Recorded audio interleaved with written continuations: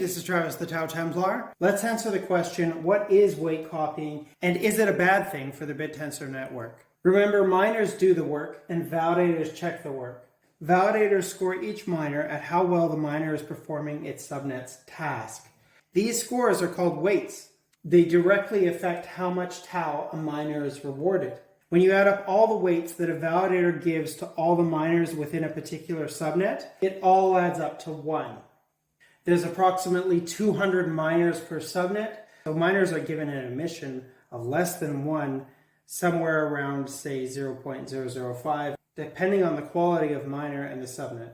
Before we get to weight copying, let's review Yuma Consensus quickly. The weights that a validator awards to its miners are compared with all the other validators' weights. The validators that are the closest to the group consensus are given a higher V-trust. You can see V-trust on taostats.io when you look at a particular subnet. When calculating the group consensus, validators with more tau are given a stronger vote. It's important for validators to have high V-trust. If not, their emissions are reduced. This is why there's an incentive for validators to actually check miners' work. If they don't check enough work, their weights will be out of consensus and they will get less rewards. Weight copying is when validators don't actually check miners' work and instead look at other validators' weights and calculate the consensus, then submit the consensus as their weights. This results in extremely high V-trust. I've done V-trust in purple.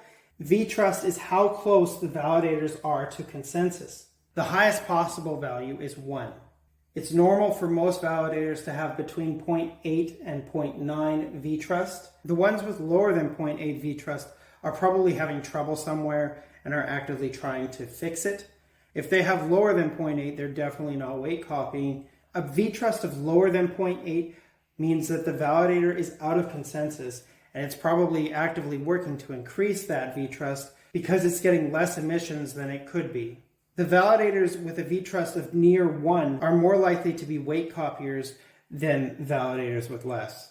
There's some debate about weight copying within the community. Many people think that weight copying is destructive to the network because validators aren't contributing to the network's intelligence. They aren't doing their job. And the value that miners deliver will be less valid than had all the validators been checking miners' work. There are others who think that weight copying is harmless. Validators will verify the work that they sell to external customers, but if they're copying weights on subnets whose data they can't sell, what's the harm? The subnet isn't producing valuable enough data anyways.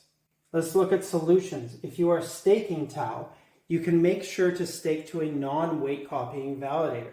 There's no way to be sure that a validator is a weight copier. However, if they have less than 0.95 V-trust, you can be pretty confident that they aren't weight copying. Higher V-trust than 0.95 is possible, so it doesn't mean that they're a weight copying validator, but if they're above 0.99 on all subnets, it's a clear sign.